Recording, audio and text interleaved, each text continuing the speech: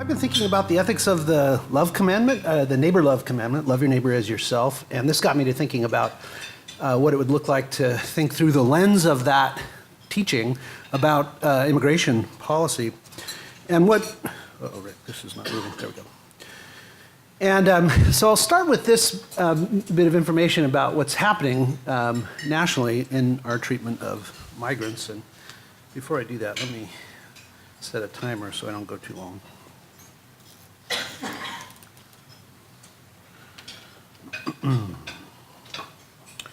So every year, over 400,000 migrants are detained for months, sometimes years, and often less than humane conditions. Some ICE folk describe the conditions in detention centers as intentionally tough, intentionally less than comfortable, because they want to deter migrants from coming to the United States. So they make it really hard in these detention centers, and I think it's fair to say, in many cases, they make conditions there inhumane. Sometimes this goes on for years, and this is happening in mass numbers every year, and has been for decades. Family separation. ICE records indicate that between 1998 and 2012, over 650,000 U.S.-born children were separated from at least one deported parent. Now that's not to say that they've been separated and put into some kind of custody, but it's to say that a parent has been separated from these children by deportation. Between 2017 and 2019, several thousand children were taken from migrant parents and put into government custody and housed for long periods in government camps. Deportation. Tens of thousands of deportees each year find themselves forcibly removed from networks of social connections to family, friends, neighbors, co-workers, co-religionists, and deported to countries which they left long ago, in which they have no meaningful support system. They either don't speak the local language at all, or speak it poorly, and have no means of supporting themselves. And this results in widespread homelessness, poverty, hunger, depression, suicide. It's a devastating effect for these people. My central claim is that these and like forms of violent coercion of ordinary migrants, and by ordinary, I mean non-criminal people seeking honest work and a better life. I'm not talking about people who are coming, whom we have some reason to suspect of being a bad actor, being criminal. I'm talking about ordinary, and the vast majority of migrants who are honest people coming here to seek work and find a better life. What I want to suggest is that these kinds of coercive treatments of migrants run afoul of the love neighbor command and are thus morally impermissible. That's my claim. So the love neighbor command is the commandment to love your neighbor as yourself, found in Hebrew scripture, found discussed variously by Jesus in the Gospels throughout the New Testament writings. I don't have time to argue for this, but I try to make the case that the right way to interpret this commandment, both in its original setting in Leviticus, in the Hebrew Bible, but then as it's interpreted by Jesus in the Gospels, I try to make the case that the way to read it is thus. The commandment is a commandment to seek neighbor shalom, putting pursuit of her inclusion in shalom on a par with your own. That I want to suggest is the heart of the neighbor love commandment, where shalom is a communal state of well-being described variously throughout the Hebrew Bible, in which sustenance, safety, freedom, and dignity for all is secure. So a community enjoys shalom when the sustenance, safety, freedom, and dignity of everyone in that community is secure. And neighbor, I want to suggest, based on the parable of the Good Samaritan, is anyone in need and in reach of your care. For purposes of the love commandment, the neighbor love commandment, your neighbor is literally anyone in need and in reach of your care. And in a few places in the New Testament, you get the suggestion that the love neighbor commandment sums up the moral. It's a kind of summary statement of what morality requires vis-a-vis treatment of the neighbor. So for instance, Paul in Romans 13 says, "Owe no one anything except to love one another, for the one who loves his neighbor has fulfilled the law. For the commandments, do not commit adultery, do not murder, do not steal, do not covet, and if there is any other commandment, are summed up in this: love your neighbor as yourself. Love does no wrong to a neighbor. Therefore, love is the fulfillment of the law. And Paul is citing what would be thought of as the kind of standard summary of what morality requires vis-a-vis neighbor in Jewish thought. And he's saying the whole of it is summed up by the love neighbor commandment. And so for Paul, and I think for Jesus too, the love neighbor commandment is functioning as a summary statement of what morality requires vis-a-vis the neighbor. And I want to suggest, I don't have time to argue for it here, but that Luther notwithstanding, there's no basis in the New Testament for thinking there's a different standard of morality for states or their officials. You just don't find that. I don't think it's true. Now, with all this as background, let me give a parable that comes from a philosopher whose work I've found helpful on these things, named Michael Huemer from the University of Colorado, really thoughtful guy. Writes a lot of provocative philosophy, and he's a defender of open borders. This comes from an argument of his for open borders.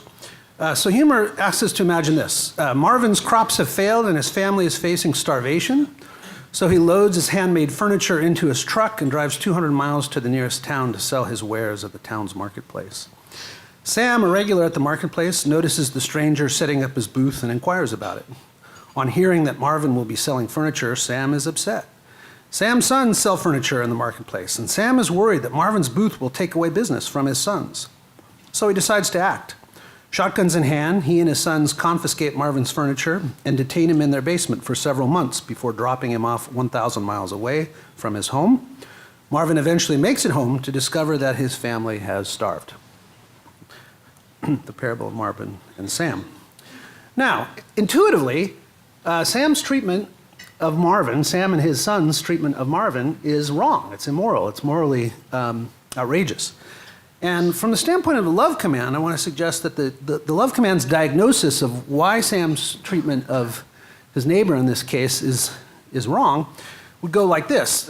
Infliction of violent harm on someone who seeks merely to meet his sustenance needs by honest work and poses no threat of wrongful harm to anyone, in order to protect one's own economic interests, is a textbook case of not putting neighbor shalom on a par with one's own. It's a textbook case of failing to treat neighbor as, or rather failing to love neighbor as one loves oneself, and it is therefore to wrong him. That's why it's wrong. In treating Marvin thus, Sam fails to put Marvin's shalom on a par with his own, and thus violates the love neighbor commandment. Well, so too I want to claim in the case of violent harm to ordinary migrants, that we as a community are doing precisely the same thing to them. We're visiting violent harm on migrants by the hundreds of thousands who seek merely to meet their sustenance needs by honest work and pose no threat of wrongful harm to anyone. And we're doing this in order to protect our own economic interests, and therefore I want to suggest we're engaged in a textbook case of not putting their shalom on a par with our own, and thereby we wrong them. Now, two quick objections. First, sometimes you hear, well, look, it's the law. I mean, they've broken the law. Here's the objection. Migrants subject to detention, family separation, and deportation have broken our immigration laws. Because they have broken the law, treatment of them in these ways by the state is morally justified. And I think this is an important point in a lot of people's thought, that well, they broke a law. I mean, that's just how it goes. When you break a law, you get this kind of treatment. So let me give a different parable. Marvin's crops have failed and his family is facing starvation. So he loads his handmade furniture into his truck and drives 200 miles to the nearest town to sell his wares at the town's marketplace. This all should sound familiar. Sam, a regular seller at the marketplace, worries this will cut into his and his friend's business. Luckily, he's the town mayor and can do something about it. He issues a mayoral edict prohibiting people from Marvin's town from selling furniture in the marketplace, deputizes his friends, and dispatches them to forcibly remove Marvin to a location some 1,000 miles away. Marvin eventually makes it home to discover that his family is starved. Now, what I want to say is, morally, the same thing is going on here, that the law doesn't have a magical power to render mistreatment of someone suddenly okay. That enacting laws and enforcing them in such a way as to inflict serious harms on those who pose no threat of wrongful harm to anyone in order to protect one's own economic interests is a textbook case of not putting neighbor shalom on a par with our own. To enact laws like that and enforce them in ways that are harmful to people like that is to fail to love them as we love ourselves. It's to wrong them. And so too, I want to claim with laws we enact and enforce against ordinary migrants. So true, laws have been broken, but if we shouldn't have enacted such laws and shouldn't be enforcing them in the way we enforce them in the first place, that's neither here nor there.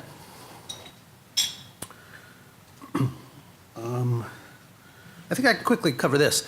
Some worry that immigration is a threat to cultural cohesion, and thus we need to be really robust in our border restrictions, our immigration restrictions, so as to protect the cultural coherence or integrity of our community. So the objection goes something like this. Communities have an interest in preserving their distinctive cultures. Immigration into a community threatens disruption of its culture. Preservation of culture justifies the violence of immigration enforcement. Some make that kind of claim. Just another quick parable, and then I'll call it quits. 10 people await liver transplants, 9 of which will likely die before a liver becomes available. One is Sam's daughter. To increase her chances of survival, Sam forcibly detains the other 9 in his basement until after his daughter has had the transplant. Several die in captivity. Now, I think it's pretty clear that Sam has acted wrongly here, that he's mistreated these children. And here's the love command's diagnosis, I want to suggest. Infliction of violent harm on those who pose no threat of wrongful harm to anyone in order to secure some interest of one's own, even a vital interest, for example, a life-saving liver transplant for a loved one, is a textbook case of not putting these neighbors shalom on a par with one's own. It's a textbook case of failing to love these neighbors as one loves oneself. So the love command, I want to suggest, rules out violence against innocent people, people who've committed no moral wrong, even if it means that even if treating them in this violent way is necessary to protect some vital interest of ours. And so too, I'd say in the case of immigration, infliction of violent harm on immigrant peoples who seek merely to meet their sustenance needs by honest work and pose no threat of wrongful harm to anyone, in order to secure some interest of ours, even a vital interest, preservation of cultural cohesion, etc., is a textbook case of not putting these neighbors shalom on a par with our own. It's a textbook case of failing to love these neighbors as we love ourselves. It's morally akin to Sam's treatment of the children in the parable of the liver. So, in closing, I want to suggest that there are deep tensions between Jesus' love teachings and our society's treatments of migrants and their families. But this isn't going to change anytime soon. We're not heading toward a future of open borders. That's just not going to happen. It's politically impossible. So what do we, Jesus followers, do then in this situation? And I want to suggest that we have to decide how we're going to posture ourselves and whether we're going to support these practices, ignore them, pretend they're not happening, or whether we're going to speak out against them and try to advocate for more humane treatment of our migrant brothers and sisters. And it's the latter thing I think we ought to do. So thank you very much. Hello. Thank you so much for inviting me for this discussion. I can say that I appreciate being part of it because I'm a migrant myself. This is in a way an advantage, but I guarantee you that I'm not going to exploit this for political purposes based on my opponent's different background, so I will certainly not do that. Now, first, before I start with the slide, I think that Tom's views, though to me quite extreme, are also very charming, because who could really withstand the appeal of compassion? And that's how I feel what you're trying to say. But there are two main reasons why I think we should nevertheless not follow him. One, it's just ignoring too many facets of social reality and of the context of the biblical verse that you're quoting. And there's too much collateral damage that far outweighs the potential benefits of your proposal. So that's the two main reasons. As you see, I'm not at all in complete disagreement with this, with the basic principle, but this is, for me, restricted to the personal level. So, very clearly in the New Testament, if someone claps you, you will offer the other cheek. You will even give your life if you're called to do that. That's completely fine. But I maintain that there is a difference on the state, on the political level. I don't think the state is supposed to offer its other cheek or to give its life, because it doesn't have it. It's always dealing with someone else's cheek or life or whatever.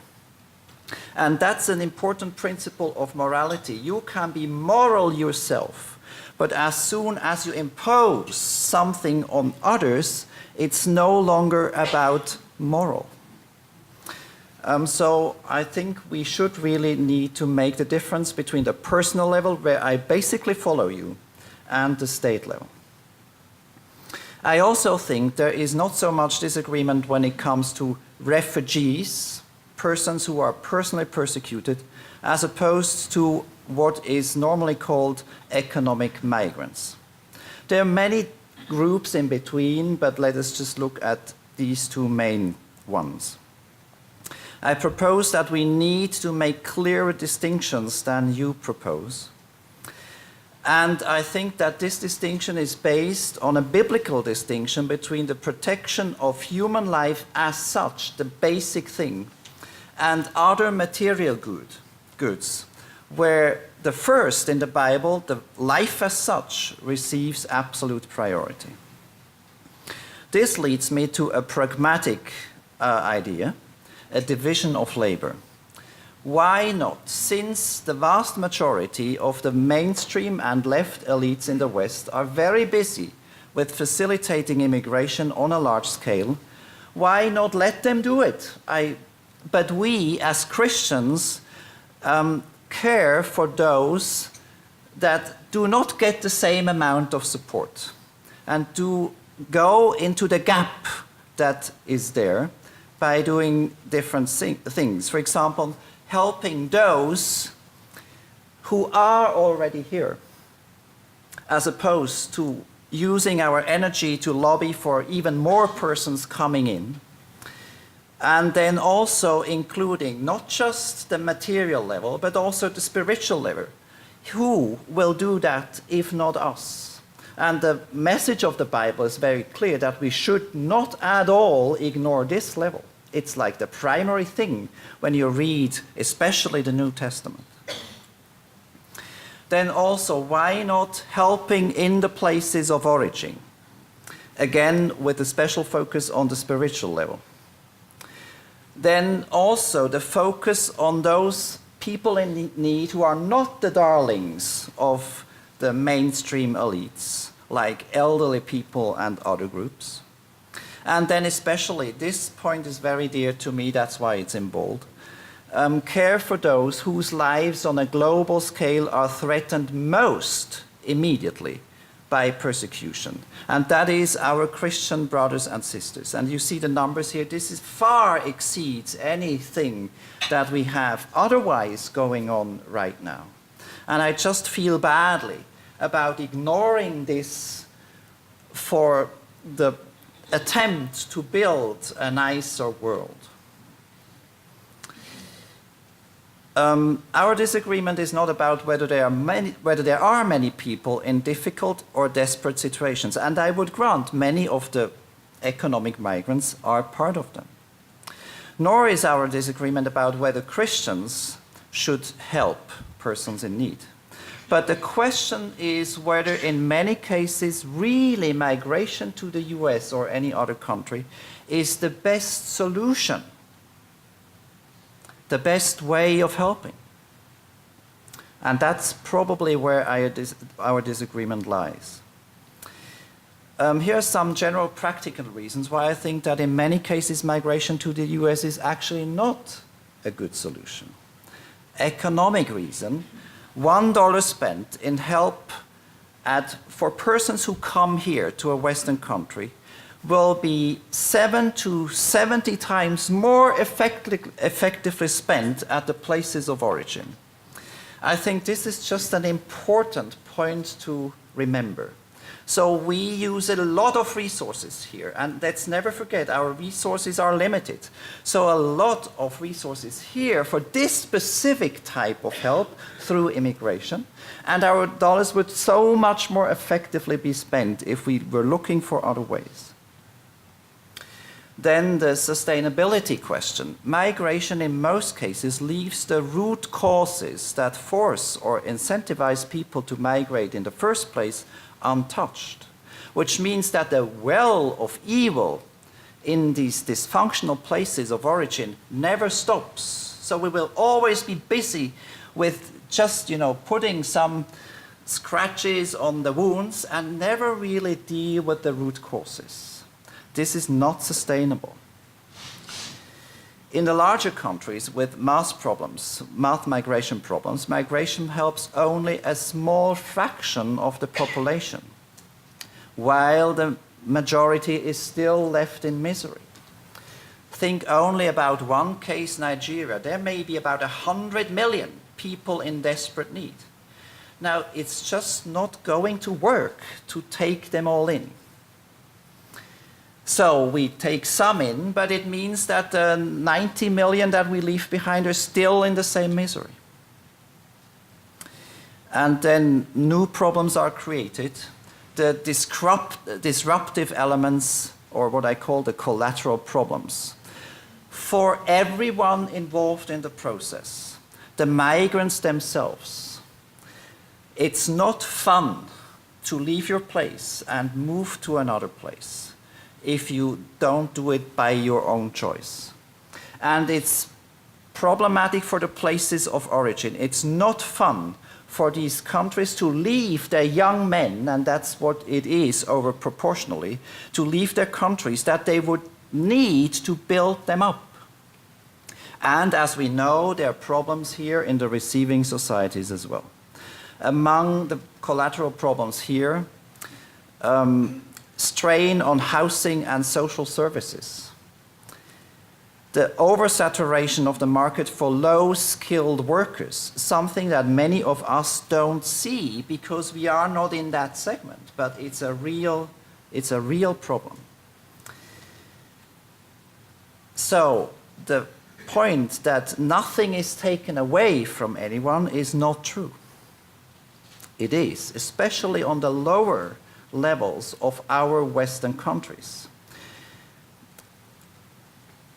It is also clear that resources in our Western countries are limited. Therefore, at some point, the question needs to be addressed: how much can be done in terms of absorption and integration of immigrants and other forms of help? Now, I see both in your proposal and generally that this real question is kicked down the road. But that's not a responsible approach. We need to face it. And we cannot think, well, tomorrow perhaps the problem comes and we ignore tomorrow. But we can't. You can personally if you decide to do so. But that's not responsible state policy. And then we need to remind ourselves of the huge deficits in which most Western countries are. So it feels like we are rich, but we are not really. This is all borrowed. And that's very serious, more serious than most politicians will ever admit. And then a general point, a human society is not just a marketplace, and you reduce it basically to this issue. But this is a very complex and fragile construct. As we see when we look into the world, most countries actually are dysfunctional because it's so difficult to build a functional society. And when one has it, it can be lost almost at any moment. So we need to be more careful. And then the individual persons, they are not just economic agents, but they bring with them a specific cultural and social embedding that is very important to understand their problems and to understand the tensions that are created when a large number of persons with a different cultural background come. That's not an easy thing. Then I mentioned briefly the complexity of the biblical views on migration. I'm already done? Well, go ahead. Just Okay, so my point here is that we need to look at the love command and the specific love command for the sojourner within the biblical context. And the biblical context is much more complex than you showed us. Of course, there was not a lot of time to do it. But I just mentioned one point. Deuteronomy 10 is the other passage in the Old Testament that talks about loving the sojourner. But there, and that's the only passage in the Bible, so we have two. We have one in Leviticus 19 and one in Deuteronomy 10. And Deuteronomy 10 is the only one that gives a precise definition. And the definition is you love the sojourner by giving him bread and clothing. And that's it. So it puts us back to the fundamental needs. Now, in your system, it's much more. You are not satisfied with this, and we don't really know how far you want to go. Which then creates problems about disputes. Is this enough help, or do we need to do more to fulfill the love commandment? So more precision is needed, and you discard the one biblical text that gives the definition. All right. Okay, thank you, Marcus, for your thoughtful remarks. Let me take out my watch again so I don't put you on. So on your final point about the teaching of neighbor love as it occurs in its original setting in Hebrew Scripture, I actually think of Jesus' teaching as expanding on the definition of neighbor as we find it in the Hebrew Bible. So I read the parable of the Good Samaritan as a kind of radical expansion of the concept neighbor as it comes to us in the love neighbor command, so that Jesus is saying something like, you might have thought that neighbor is restricted to non-enemy, to those in your own religious or ethnic group. You might have thought all that, but I'm telling you, actually, neighbor is anyone in need and in reach of your care. Ethnic, religious, national, racial, none of those boundaries matter. Your neighbor is literally anyone. So I think of Jesus as introducing a kind of revolutionary expansion of the concept neighbor into Hebrew ethical thought, and I think that's one of the sources of the radicalism in Jesus' ethics. So thus, I think, regardless what we find in Hebrew Scripture, what we find in Jesus is the claim that our neighbor is anyone in need and reach of our care, and that would include migrants. On an earlier point you made, Marcus, about my not being sensitive to the fact that states can't abide by the teaching about turning the cheek and so forth. My argument doesn't turn on that. I'm not arguing for nonviolence here. I, in fact, hold an ethic of nonviolence, but that's not what I'm arguing here. I'm arguing that the states directing violence against innocent peoples is not okay. That runs contrary to the neighbor love command. And I think that is a principle that holds at the level of state.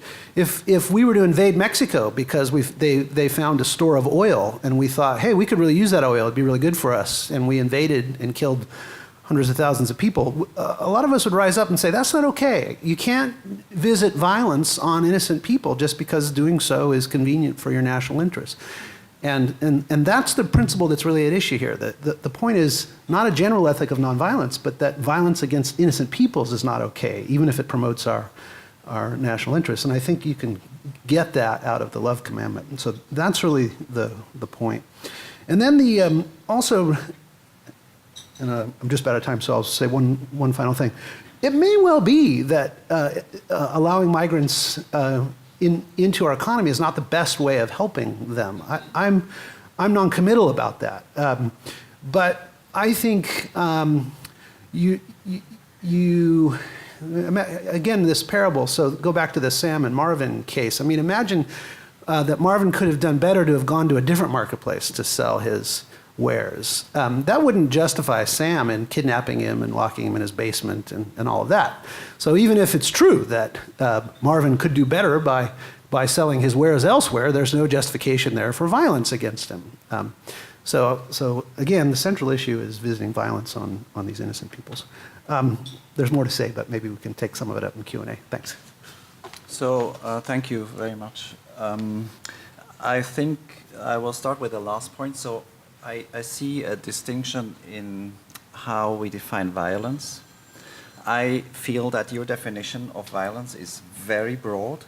So even a soldier standing at the border with a gun and denying entry into the country would be violence in your definition, right? So I think you stretch it beyond what violence normally would mean, which is not this defensive keeping order, but inflicting real harm. Now you say violence against innocent people. Well, let's just check. And that's why let's just have serious functioning border control. And that's where I don't quite understand your opposition to put that in place, for example, by building a wall, because that's what the wall is about. It's about efficient border control. And that puts us in a position to find out who is potentially harmful and who is not. Because we know, as a matter of fact, that there are people who want to come in and who want to do us harm.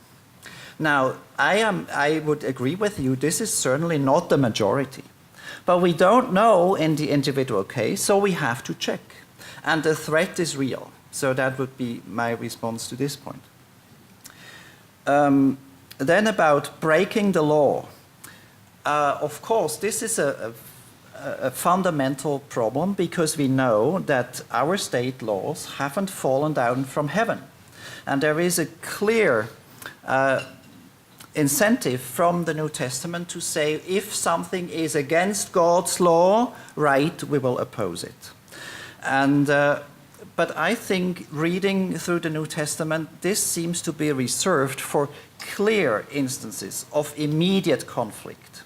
Now, there in this case about migration, I can't see the conflict because here the conflict is between the law and your inference of the love commandment.